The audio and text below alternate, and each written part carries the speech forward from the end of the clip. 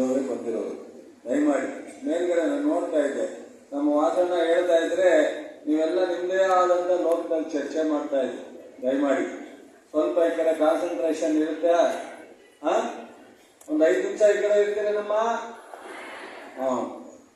ಈ ಒಂದು ಸಮಾರಂಭವನ್ನ ನಮ್ಮ ವಿಶೇಷವಾಗಿ ರೇವಣ್ಣವ್ರ ಟೀಮ್ ಇದೆ. ರೇವಣ್ಣವ್ರನ್ನ ಅಧ್ಯಕ್ಷರು ಮಾಡಿ 4 ವಿಭಾಗಗಳಲ್ಲಿ ಉಪಾಧ್ಯಕ್ಷರನ್ನ ಮಾಡಿ ಅದಕ್ಕೆ ಸದಸ್ಯರು ಮಾಡಿ, ಜಿಲ್ಲಾ ಮಟ್ಟದಲ್ಲೂ ಅದೇ ರೀತಿ ಅಧ್ಯಕ್ಷರು ಸದಸ್ಯರು, ತಾಲೂಕು ಮಟ್ಟದಲ್ಲೂ ಅದೇ ರೀತಿ ಮಾಡಿ ಸರ್ಕಾರ.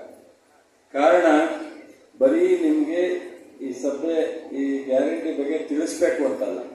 ಗ್ಯಾರಂಟಿ ಯಾರಿಗೆ ಸಿಕ್ಕಿಲ್ಲ, ಯಾರಿಗೆ ಏನಾದ್ರು ಹೆಚ್ಚು ಕಡಿಮೆ ಆಗಿದೆ, ಮಧ್ಯದಲ್ಲಿ ನಿಂತೋಗಿದೆ, ಇದನ್ನೆಲ್ಲ ಸರಿಪಡಿಸಿ ಅಧಿಕಾರಿಗಳ ಜೊತೆ ಸಂಪರ್ಕ ಇಟ್ಕೊಂಡು ಏನಾದ್ರು ಕಾನೂನು ತೊಡಕಿದ್ರೆ ಅಥವಾ ನಿಮಗೆ ತಲುಪದೇ ಇದ್ರೆ ಅದನ್ನೆಲ್ಲಾನು ನಾವು ಶಾಸಕರು, ಮುಖ್ಯಮಂತ್ರಿಗಳು ಬೇರೆ ಬೇರೆ ಕೆಲಸದಲ್ಲಿ ಒತ್ತಡ ಇದ್ರು ಗ್ಯಾರಂಟಿ ಈ ಒಂದು ಇದಕ್ಕೋಸ್ಕರನೇ ಒಂದು ಟೀಮ್ ಅನ್ನ ಮಾಡಿ ಇಡೀ ರಾಜ್ಯದಲ್ಲಿ ನೀವು ಜನರಿಗೆ ನಿರಂತರವಾಗಿ ಗ್ಯಾರಂಟಿ ತಲುಪಬೇಕು, ಅದನ್ನ ಮೇಲ್ವಿಚಾರಣೆಯನ್ನ ಮಾಡಬೇಕು ಅನ್ನೋ ಕಾರಣಕ್ಕೋಸ್ಕರನೇ ರೇವಣ್ಣವ್ರನ್ನ 4 ಜನ ಉಪಾಧ್ಯಕ್ಷರನ್ನ ಜಿಲ್ಲಾ, ತಾಲೂಕು ಮತ್ತು ರಾಜ್ಯ ಮಟ್ಟದಲ್ಲಿ ಕಮಿಟಿ ಮಾಡಿರ್ತಾರೆ.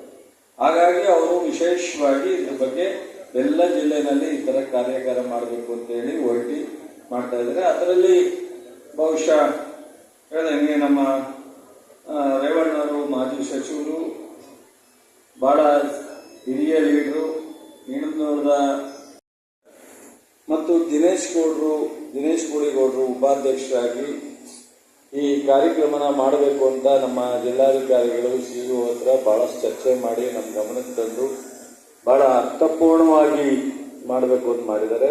ಅವರನ್ನ ನಾನು ವಿಶೇಷವಾಗಿ ಅಭಿನಂದನೆ